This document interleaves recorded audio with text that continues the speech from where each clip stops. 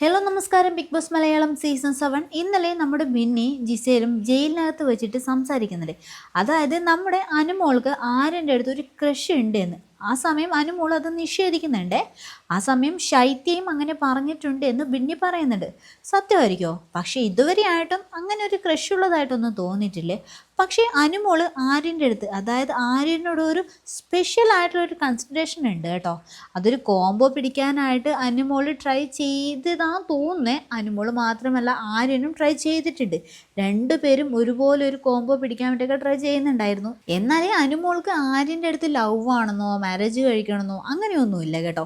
അനുമോൾ എപ്പോഴും പറയാറുണ്ട് ആര്യൻ എന്നെക്കാളും എത്രയോ ഏജ് കുറവാണ് എന്നൊക്കെ അനുമോൾ പറയാറുണ്ട്. അവൻ എൻ്റെ സഹോദരനെ പോലെയാണ് എന്നൊക്കെ പറയുമ്പോഴും അനുമോൾക്ക് ഒരു കോംബോ പിടിക്കാനൊക്കെ അവിടെ നോക്കിയിട്ടുണ്ടായേ. അതായത് ഷോയ്ക്കകത്ത് കോംബോ എപ്പോഴും ഹിറ്റാകുമെന്ന ആ ഒരു അറിവുണ്ടല്ലോ, അനുമോൾ അതാണ് അതിന് ശ്രമിക്കുന്നത്.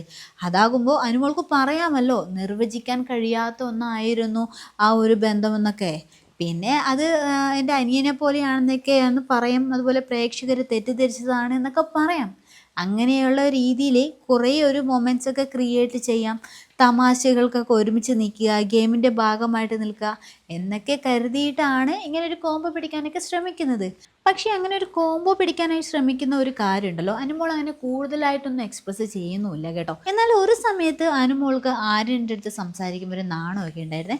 എനിക്ക് തോന്നുന്നു അതിന് ശേഷമാണെന്ന് ഒരു സ്പെഷ്യൽ കൺസിഡറേഷനൊക്കെ നമ്മുടെ ആര്യന് കൊടുക്കുന്നുണ്ട്. ചില സമയത്ത് അനുമോൾ പറയാറുണ്ട് അവൻ എനിക്കെൻ്റെ ബ്രദറിനെ പോലെയാണ് എന്നൊക്കെ. എന്തായാലും അനുമോൾക്കൊരടുപ്പം ആ പയ്യനോട് ഉണ്ടായി എന്നത് സത്യമാണ്. പക്ഷേ അതിനൊരു പ്രേമമെന്നോ ക്രഷെന്നോ ഒന്നും പറയാൻ പറ്റത്തില്ല. അങ്ങനെയാണെന്ന് ബിന്നിയൊക്കെ പറയുന്നുണ്ട്. ഒരു സമയത്ത് മേക്കപ്പ് ഒക്കെ ഇട്ട് കൊടുക്കുമായിരുന്നു നമ്മുടെ ആര്യന്. കിച്ചണിൽ നിൽക്കുമ്പോൾ ഭയങ്കര ഫ്രീഡത്തോടെ നമ്മുടെ ആര്യൻ്റെ അടുത്ത് ഇടപഴകുന്നുണ്ടായിരുന്നു.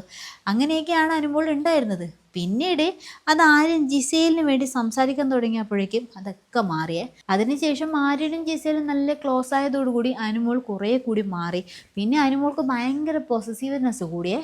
എന്തായാലും ആൾക്കാരെ തെറ്റിദ്ധരിപ്പിക്കാൻ വേണ്ടി ഗെയിമിന് വേണ്ടി ഒരു കോംബോ പിടിക്കാനൊക്കെ നമ്മുടെ അനുമോൾ ശ്രമിക്കുന്നുണ്ട് എന്നത് വാസ്തവമാണ് കേട്ടോ.